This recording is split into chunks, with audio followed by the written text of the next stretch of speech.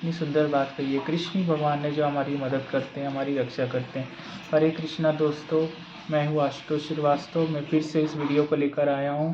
फिर से चलिए शुरू करते हैं। अर्जुन उवाच। अर्जुन बोले, हे श्री कृष्ण, जो योग में श्रद्धा रखने वाला है किंतु संयमी नहीं है, इस कारण जिसका मन अंतकाल में योग से विचलित हो गया है, ऐसा साधक योग की सिद्धि को अर्थात भगवत साक्षात्कार को न प्राप्त होकर किस गति को प्राप्त होता है। हे महाबाहो, क्या वह भगवत प्राप्ति के मार्ग में मोहित और आश्चर्य रहित पुरुष चित्र भित्र बादल की भांति दोनों ओर से भ्रष्ट होकर नष्ट हो नहीं हो जाता। हे कृष्ण, मेरे इस संशय को संपूर्ण रूप से छेदन करने के लिए आप ही योग्य हैं, क्योंकि आपके सिवा दूसरा इस संशय का छेदन करने वाला मिलना संभव नहीं है।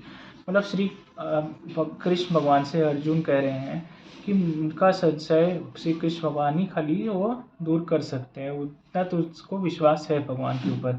फिर श्री भगवान वाच में श्री भगवान बोले, हे पार्थ, उस पुरुष का न तो इस लोक में नाश होता है और न परलोक में ही, क्योंकि हे प्यारे, आत्मोद्धार के लिए अर्थात भगवत प्राप्ति के लिए कर्म करने वाला कोई भी मनुष्य को दुर्गति को प्राप्त नहीं होता। योग भ्रष्ट पुरुष योग पुण्यवानों के लोकों को अर्थात स्वर्ग आदि उत्तम लोकों को प्राप्त होकर उनमें बहुत वर्षों तक निवास करके फिर शुद्ध आचरण वाले श्रीमान पुरुष के घर में जन्म लेता है, अथवा वैराग्यवान पुरुष उन लोकों में न जाकर ज्ञानवान योगियों के ही कुल में जन्म लेता है।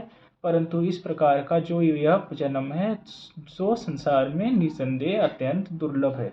वहाँ उस पहले शरीर में संग्रह किए हुए बुद्धि संयोग को अर्थात संबुद्धि रूप योग के संसार को अनायास ही प्राप्त हो जाता है। और हे कुरुनंदन, उसके प्रभाव से वह फिर परमात्मा की प्राप्ति रूप सिद्धि के लिए पहले से भी बढ़कर प्रयत्न करता है।